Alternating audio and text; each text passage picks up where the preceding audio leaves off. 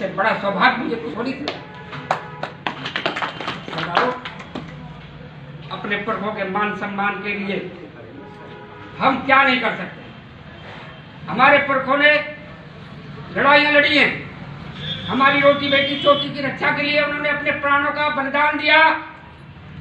उन्होंने अपना सर्वोच्च बलिदान देकर इस ब्रजभूमि की रक्षा करी। महाराजा सूरजमल 36 कौम के राजा थे। पूरी दुनिया में राजा कहा गया सबको, लेकिन अगर पूरी दुनिया में महाराजा का खिताब मिला तो वीर शिरोमणि महाराजा सूरजमल को मिला। किसी के सामने महाराजा नहीं लगा।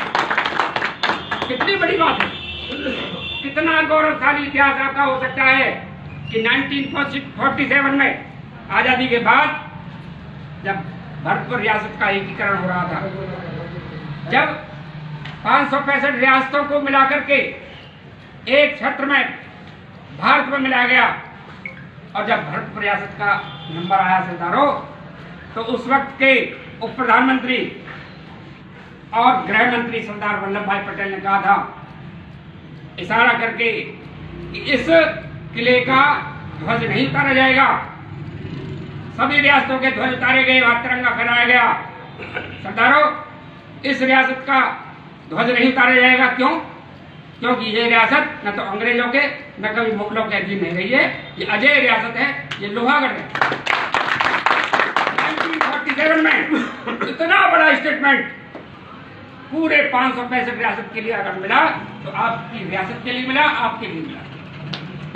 लेकिन सरदारों के शब्द क्या हुआ कि सरदार वल्लभ भाई पटेल ने उस वक्त का इतना बड़ा स्टेटमेंट भरतपुर रियासत के लिए दिया, और इतिहास के पन्नों पे एक भी लाइन में इस रियासत के गौरवशाली इतिहास का नाम कहीं नहीं मिलता। सरदारों, ये हमारे साथ गद्दारी हुई है, हमारे साथ धोखा हुआ है। इतिहास के पन्नों में दर्ज करने के लिए रात और दिन का मिशन, जो तो दिमाग में बहुत पहले से पुरखों के लिए मेरे दिमाग में है। हमने अपने पुरखों से सुना, बाबा दादा से कहानियां सुनी है। सरदारों, जब मैं दिल्ली गया था तो मैं दिल्ली में जब पूछता था कि महाराजा सूरजमल कौन थे बताओ, मैं अध्यापक हूँ, स्टूडेंट से पूछता, बच्चे कहते थे साहब नाम ना सुनो। और हुमायूं कौन था, बाबर कौन था, अकबर कौन था, शाहजहां कौन था, औरंगजेब कौन था, अलाउद्दीन खिलजी कौन सा था। अब आप देखो, उनके नाम बच्चों को पता है। वो इसलिए पता है क्योंकि वो पढ़ते हैं। आपने राम मंदिर की लड़ाई देखी है, उसके लिए आप इतिहास के पन्नों से कोट किया गया। एक देखो जी, फला इतिहास में, फला बुक में राम जी के लिए या श्री राम मंदिर के लिए एग्जैक्टली ये कहा गया है। जब कोई लड़ाई लड़ी जाएगी तो आपकी किताब को, आपके इतिहास को कोट किया जाएगा। हमारे बच्चों से कहा जाता है कि बताओ कहाँ है महाराजा सूरजमल का नाम।